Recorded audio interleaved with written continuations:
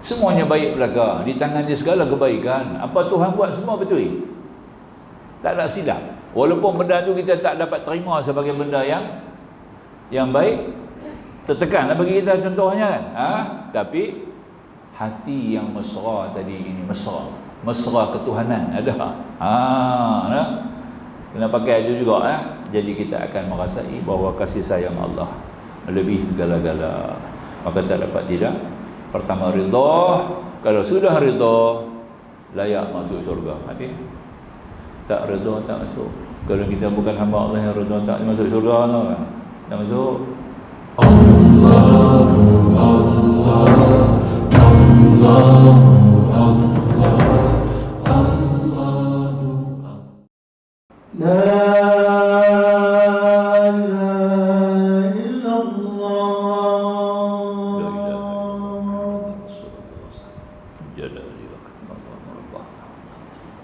سيدنا محمد فضيلة وشرف والدرجة الرفيعة إلى حالة الشفاعة وقرب وارحم وأنت الرحيم علينا السكينة يا سيدنا محمد. حمدا لله وصلاة وسلاما على رسول الله وآله وصحبه ومن نصره ووالاه أما بعد. Ya, jadi kita sentuh tadi yakni buang dulu lah tiga sifat kita kena latih diri kita dengan latihan batin. Ya, latihan batin ni ikut dalam kacamata tasawuf, latihan batin ni dia tumpu yang paling kuat sekali makanan. Yang kedua tidur. Ya, bukan korang tidur, kita imbangkan kita punya tidur, masa tidur, ketika nak tidur. Nampak tak? Itu paling penting sekali. Dan yang ketiga, kita jaga kita punya mulut. Orang tanya, Ustaz, macam mana nak bagi rezeki murah? Rezeki murah, orang menjaga rezeki murah. Nampak tak? Ya, semua jadi. Kita jaga 3 perkara lah. Kita bagi terus kata. Jaga 3 perkara rezeki yang murah. Nombor 1, jaga halal haram. Macam kata Umar, amalan yang paling afdal sekali kita amat peka, teliti kepada halal dan haram dalam kehidupan kita. Celik-celik mata aja kita akan berhadapan dengan berbagai-bagai macam kompleks kehidupan. Maka kita kena teliti bab halal haram. Ya, kena cerewet dekat dalam tu. Dia ada sifat ghirah dalam tu, sifat cemburu jiwa. Nampak tak? Jangan lepas benda yang haram masuk mulut kita. Cemburu, jangan masuk. Cemburu tu kena kita dulu, bukan cemburu kat orang. Ya, kita tu kena cemburu dulu. Ya, jangan masuk benda haram. Itu yang pertama, kata Umar bin Khattab. Ya, aku jamin kamu masuk syurga. Itu dia kata. Kata Umar. Ya. Kedua, berlaku wara'. Ketiga, laksanakan solat di awal waktu. Ini kata Umar lah. Tapi yang 3 perkara syabak tadi itu lain. Nak murah rezeki, orang menjaga nak murah rezeki.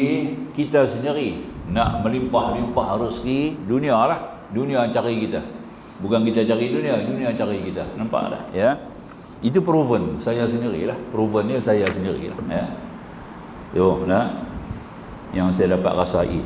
Begitu kita habaq kat orang, apa yang kita rasa lah. Nah, yang kita hadapi. Subuh pertama sekali jaga halal haram, teliti.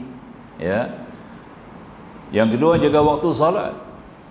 Waktu salat, sama ada waktu di luar salat atau salat di dalam waktu kita. Maka kita kena jaga waktu-waktu itu semua. Waktu bermunajat dengan Tuhan. Ya, waktu kita berdiri depan Allah Subhanahu Wa Taala. Ini kena jaga. Dan yang ketiga, jaga mulut. Mulut, afatul lisan. 3 perkara tuan-tuan boleh jaga ni, rezeki tuan-tuan murah. Nampak tak? Jangan gaduh. Dunia mencari kita, bukan kita cari dunia. Dunia cari kita. Dunia cari kita. Ya, itu dia. Boleh faham insya-Allah. Tu. Tapi yang ni kita ambil kira begitulah. Itu latihan-latihan dalam tasawuf. Kita ambil kira. Jadi pendek kata, kita ambil sebagai satu pegangan yang disebut oleh para ulama-ulama. Maknanya nak jadi wali Allah sampai kepada makam kita jadi wali, Allah Ta'ala akan pimpin kita. bawa kita, runtun kita, mata, telinga, mulut kita, tangan, kaki kita, Allah takbir. Kan tu kita nak. Kalau kita nak takbir sendiri, kita tak mampu. Betul tak? Allah takbir, kita mampu. Ada hadis daripada baginda besar Nabi, hadis yang ke-29 tak silap saya. Lah, hadis yang ke-32 dalam kitab hadis 40.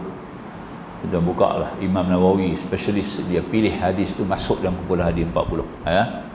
Kalau kita jaga, maknanya segala perkara-perkara ni yang fardu-fardu atas kita dululah, fal yastajibu li, yang wajib atas kita tu kita laksanakan dengan sempurna, dengan elok, maka Allah akan takbir kita.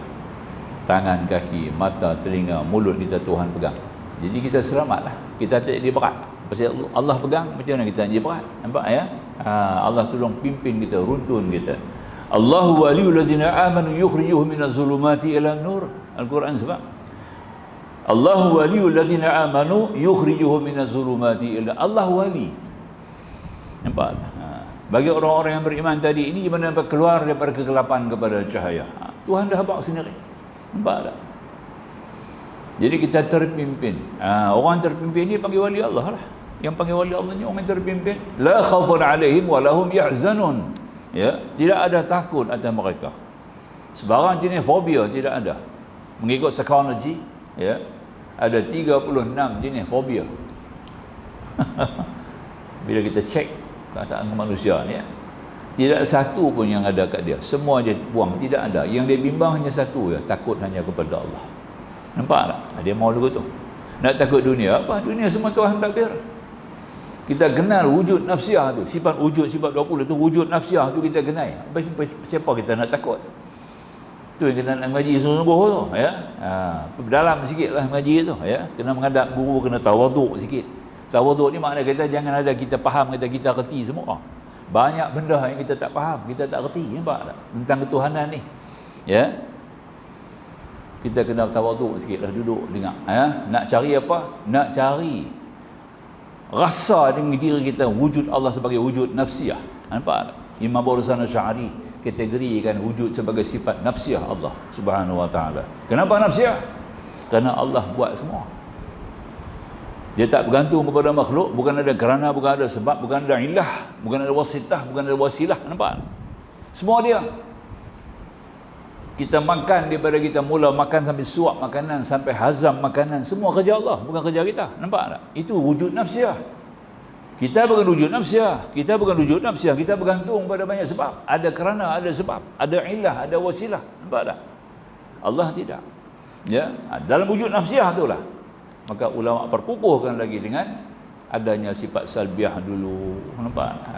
Baru datang sifat ba'ani, baru dirangkumkan lazimnya dengan sifat ma'nawiyah. Kita kena mengaji sungguh-sungguh tu, kena faham ya. Bertahap tu, dan kita kena ada perasaan, kena rasa, feeling tu kena ada. Ya, rasa kewujudan Allah Subhanahu wa taala dalam diri kita, baru akan keluar Rabbana ma khalaqta hadza batila subhanak. Baru jadi betul.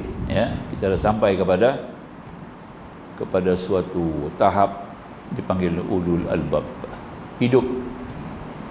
Ya, kita punya, kita kata lembaga budi kita sudah hidup, lembaga budi kita sudah terbentuk, bentuk lembaga budi. Nampak? Sekarang belum ada lembaga budi lagi, belum ada. Nampak tak? Kita kena bentuk lembaga budi bagi diri kita, baru kita akan rasai ya wujud Allah Subhanahu wa taala. Wallahu a'lam. Saya sentuh sikitlah supaya tuan-tuan dapat lihat begitu jauh ya, kita kena kuasai dengan baik-baik. Ilmu ma'rifah ya, mengenal sifat-sifat Allah dengan lebih terperinci dan lebih halus, dan menghayati, merasai, baru jadi benar. Baik, sambung kata musannif. Habis. Jadi kata musannif di sini ya, maka inilah dua jalan ahli warak yang pergi ke bukit-bukit mengasingkan diri, jauh daripada masyarakat ramai, memadai memakan tumbuh-tumbuhan dan buah-buahan yang rendah mutunya, dan jalan ahli warak yang tinggal bersama masyarakat ramai yang sanggup menanggung kesusahan, bertaat, bertengat, makan hanya sekadar menguatkan tenaga badan untuk beramal ibadah kerana bimbang termakan yang haram atau yang syubhat, adalah merupakan dua jalan dilalui oleh golongan pangkat tinggi daripada golongan ahli warak. Nampak? Ahli warak ni pangkat tinggi ni zuhud lah. Zuhud lah dia. Mana ada lagi makam lebih tinggi daripada zuhud, ya. Orang zuhud ni dia punya tauhid mencecah kepada hikmah tauhid. Tauhid dia sudah mencecah hikmah tauhid. Tak tahulah tuan-tuan faham ke tidak saya bercakap ni. Tapi yang tu lah kaedah nak bercakap pun. Hikmah tauhid ni kan ada hikmah dia. Bila ada hikmah baru jadi benda. Tuhan kata sendiri kan, wa may yutal hikmah faqad utiya khairan katsira. Allah kata sendiri, barang siapa yang Allah kurniakan kepadanya hikmah, maka dia mampu melaksanakan kebajikan yang banyak. Apa dia buat semua jadi kebajikan. Hidup pun kebajikan, nampak tak? Baca Quran pun kebajikan. Apa dia bergerak, dia menjaga, dia berjalan, semuanya kebajikan. Pasal hikmah sudah sampai kepada tinggi. Jadi tauhid kita kena ada dia punya hikmah. Nampak tak ya? Itu dia. Dia ada dia punya hikmah.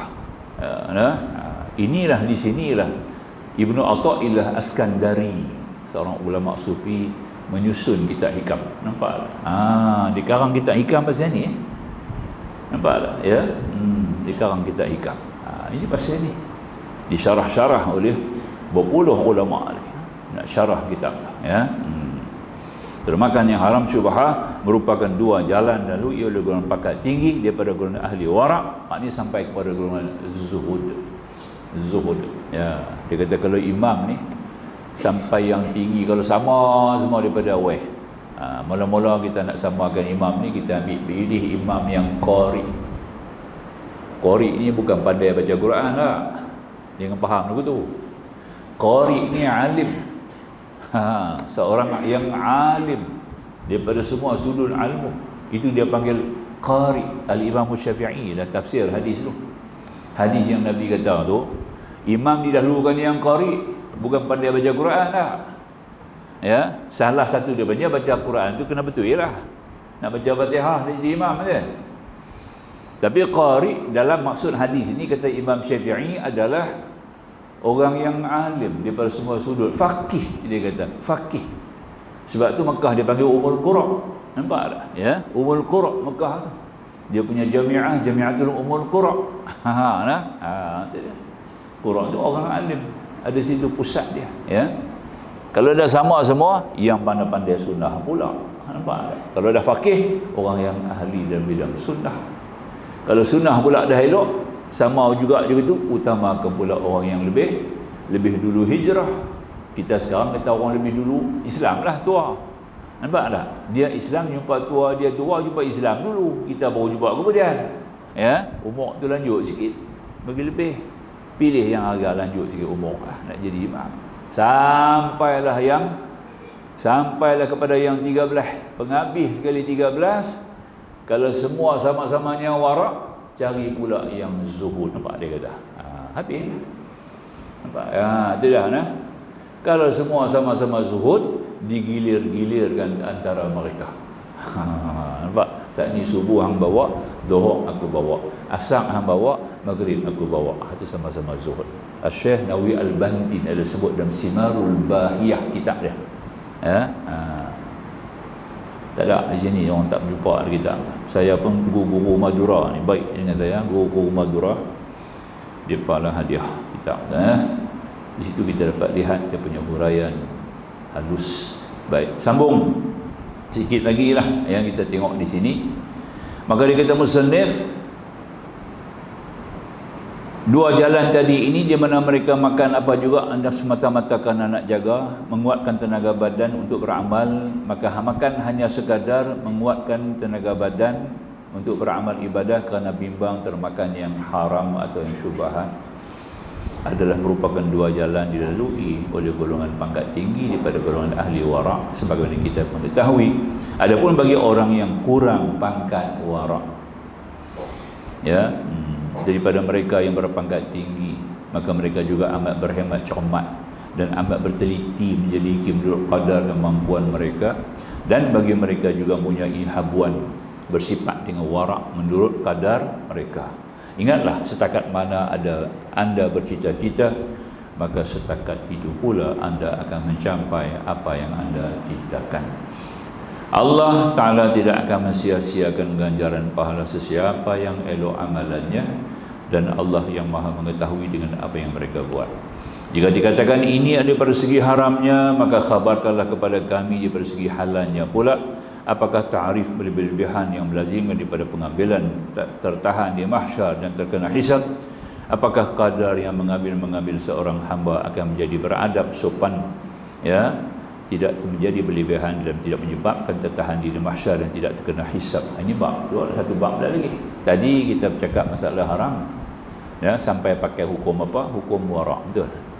Kita kena tengok dari segi halal pula. Walaupun halal pun ada had juga. Kalau benda tu halal, thayyib, baik, pun ada had juga, bukan boleh lebih, ya. Di sini bab yang akan kita baca pula akan datang ni, berhubung dengan soal-soal yang berkaitan dengan yang harus, yang halal pula. Takat mana kita boleh ambil yang halal, ya, sekadar mana yang diterima sebagai halal yang boleh kita terima, hukum harus pula. Walaupun dah tak haram, ambil pula hukum harus. Haram dah tengok dah tadi, benda haram, benda syubhat jangan. Jadi ini masuk dalam kumpulan wara'. Rasulullah pernah bersebut, kun wara'an takun a'badan nasi. Kata Nabi, jadilah kamu orang yang wara', nescaya menjadi orang yang paling beribadah. Wa kun qani'an takun ashkuran nasi wa habbin nasi ma tuhibbu li nafsika takun mu'minan. Kata Nabi SAW lagi, ya, dan jadilah kamu ni orang-orang yang qanaah, serba pada lah. Qanaah ni semua cukup, tak pernah kata tak cukup. Nampak tak? Semua jadi elok, cukup. Nah, dia kenal kurnia Allah, dia syukur kurnia Allah, dan dia nilai kurnia Allah itu adalah sesuatu yang padah, ya. Jadi kita guna pakai. Dia tak fikir untuk taruh besok, nak simpan besok, ya. Dia fikir apa yang dia perlu, dia berhajat, dia punya sendiri, dia pakai, dan dia bersyukur atas apa yang Tuhan bagi. Itu kita kata tadi ini, ya.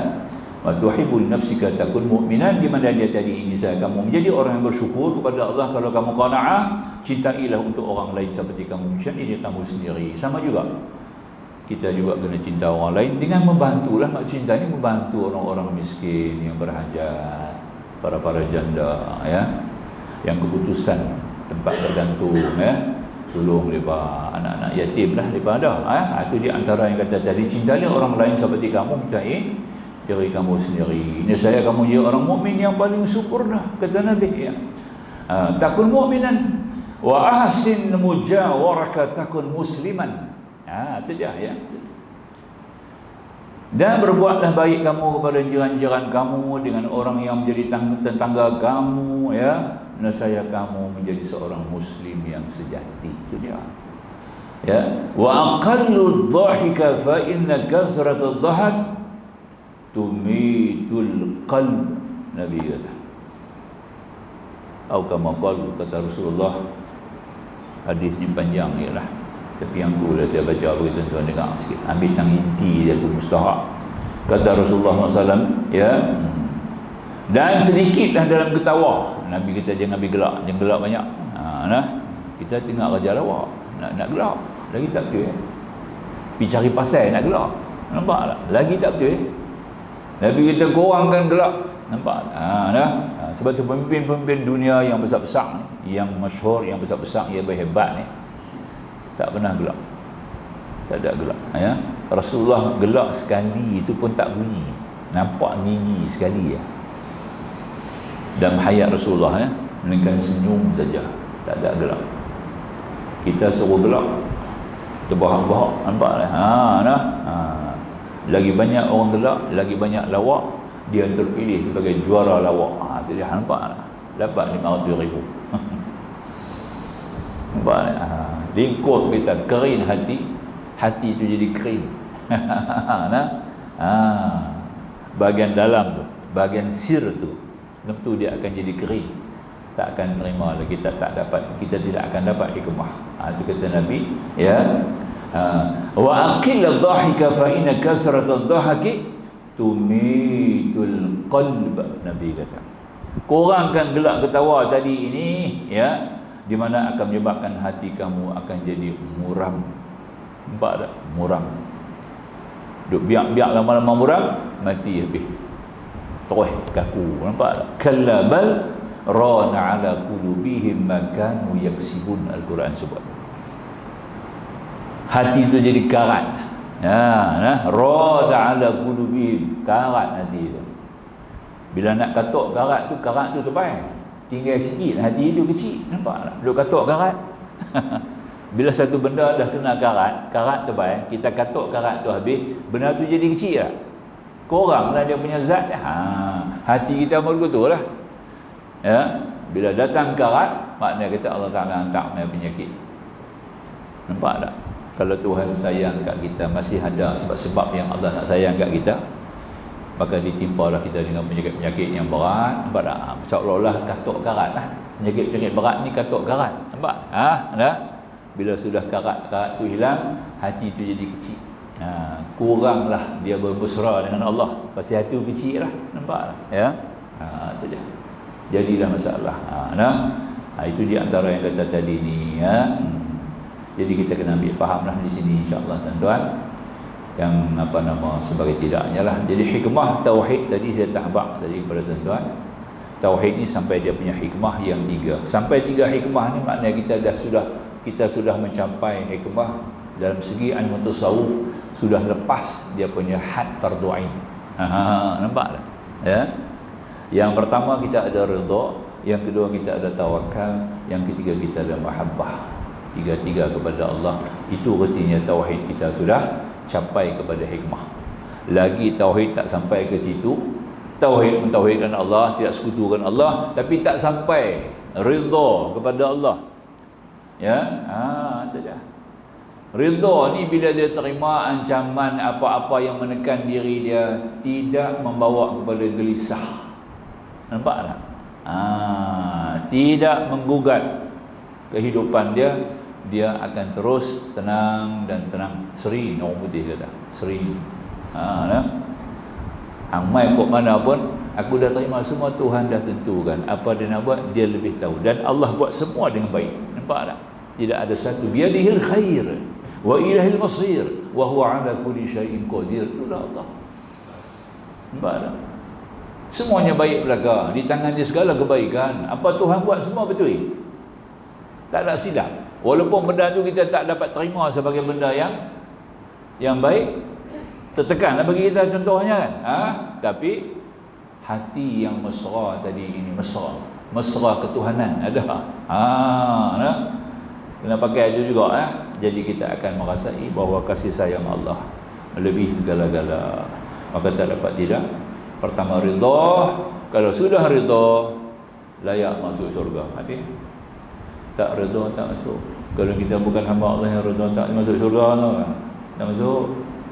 Sebab Tuhan kita sendiri, ya ayatuhan nafsul mutmainnah irji'i ila rabbiki radiyatan mardiyah. Tuhan kita sendiri, masuklah sebagai hamba aku. Ya, tidak redha mardiyah. Kedua tawakal, wa ala rabbihim yatawakkalun, kepada Tuhan mereka bertawakal. Yang ketiga mahabbah. Kita jadi sayang, baru nak balas cinta Tuhan, baru terbalas. Hari-hari duduk baca Allah Maha Pemurah, Maha Pengasih. Allah dengan nama Allah Maha Pemurah, Maha Pengasih, tak balas pun cinta Tuhan. Bila nak balas? Nampak tak? Tidak lah. Sampai satu tahap kita boleh balas cinta Allah dengan mahabbah. Aku balas cintaku kepadamu ya Allah, sebenarnya engkau mencintai hamba-Mu. Ini kita ada 3 perkara ni, baru tauhid kita tu sempurna, tuan-tuan. Boleh lah. Kena cari ilmu tu lah. Cari ilmu yang boleh sampai kepada redha, cari ilmu boleh sampai kepada tawakal, cari ilmu boleh sampai kepada mahabbah. Barulah tauhid kita tu sempurna. Kalau tidak, duk karat tu lah. Na'udzubillah. Astaghfirullahalazim. Ya. Kita tunggu ya. Aku qauli hadza astaghfirullah azim li wa lakum akhirul kalam wallahu subhanahu wa ta'ala a'lam. Bismillahirrahmanirrahim. Alhamdulillah wassalatu wassalamu ala Rasulillah wa alihi wa sahbihi ajma'in. Fafahamna Sulaiman wa qulana atal hikma wa 'ilma wa sakharna ma'ad wal jibal sabbihna wa tira kullu fa'ilin ya hayyu qayyum ya rabba Ibrahim rabba Musa wa Harun wa rabba Dawud wa Sulaiman wa rabba Nabina Muhammadin sallallahu alaihi wasallam. Allahumma rzuqna al-fahma wal 'ilma wal hikmata wal 'aql wa nawwir qulubana bi nuri hidayatik kama nawwarta al-ardha bi shamsika abadan abada. Rabbana zidna 'ilma warzuqna fahma. Rabbana atina fid dunya hasanah wa fil akhirati hasanah wa qina adzaban nar. Walhamdulillahil alamin. Wassalamualaikum warahmatullahi wabarakatuh.